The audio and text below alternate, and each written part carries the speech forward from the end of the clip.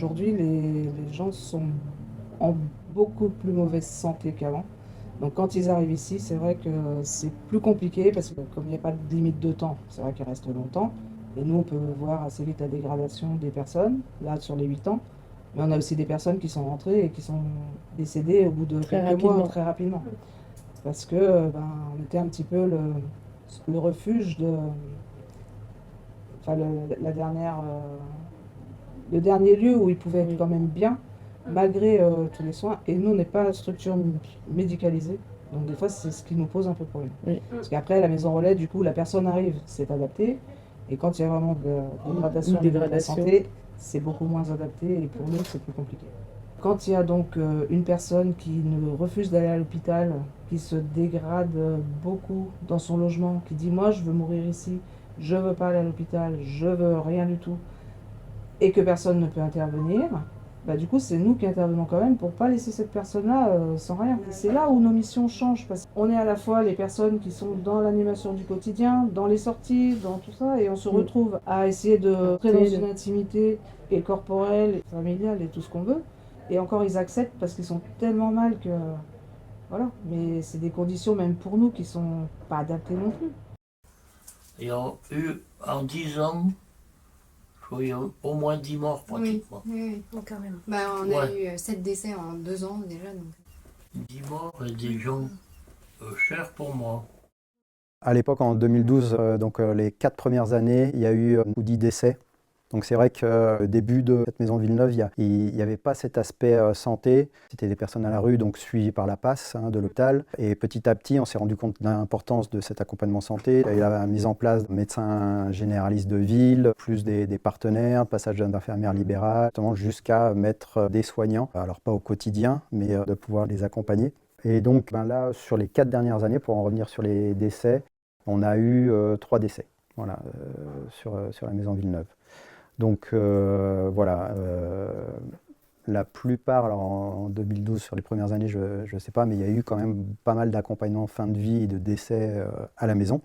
Et là, les derniers, en tout cas, ont eu lieu ici. On essaye, si c'est leur choix, bien sûr, de les accompagner jusqu'au bout à la maison Villeneuve. Mais on a toujours besoin d'être mieux formé sur l'accompagnement fin de vie, puisque voilà, le public il est vieillissant. Il faut savoir qu'en plus, quand on parle d'une moyenne d'âge de 61-62 ans, vu leur parcours, physiologiquement, ils sont plus à 70 voire 80 ans, ils sont beaucoup plus abîmés que la plupart. On se trouve de plus en plus en difficulté vis-à-vis de ce public-là, du fait de cette grande précarité, ces addictions à l'alcool, ces consommations, tout ça, des difficultés de les orienter dans des structures peut-être un peu plus adaptées pour l'accompagnement fin de vie. Et donc, voilà, il y a un réel besoin, une demande de la part des salariés et l'institution de l'association, enfin ouais, on a bien conscience et mieux on est formé, mieux on sait anticiper et réagir au moment, mieux ce sera pour les résidents. On travaille beaucoup avec la plateforme VIP qui nous a accompagnés sur des formations fin de vie, qui ont un super document pour les directives anticipées, les souhaits des personnes. Ça c'est un premier groupe de travail. Un deuxième groupe de travail qui travaille sur comment accompagner la personne dans la fin de vie, établir et après de trouver les bonnes manières, s'appuyer sur des partenaires, enfin vraiment de réfléchir à quelque chose et de trouver aussi justement des personnes ressources au sein de l'association et à l'extérieur pour pouvoir accompagner le mieux possible dans les CHRS ces personnes en fin de vie. Et puis le troisième groupe, c'est quoi faire quand ça se passe. Donc de qui appeler, dans quel ordre, et puis de respecter l'entourage, les résidents, de pouvoir vraiment accompagner tout le monde le mieux possible. Et que les salariés aussi le vivent, on va dire, pas trop en souffrir au niveau de cet événement-là qui est important, quoi. Oui, fin de vie, aujourd'hui, elle est plus compliquée parce qu'en fait, on apprend qu'ils ont un cancer, on apprend qu'ils sont vraiment en fin de vie, mais ça peut durer très longtemps. Avant, c'était vraiment subi. Là, on a des gens où ça dure 1 an et demi.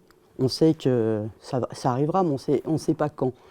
Mais du coup, ils veulent vraiment rester sur la maison Villeneuve. Donc, c'est très compliqué. On avait fait un partenariat avec l'HAD qui nous avait beaucoup aidé sur un résident.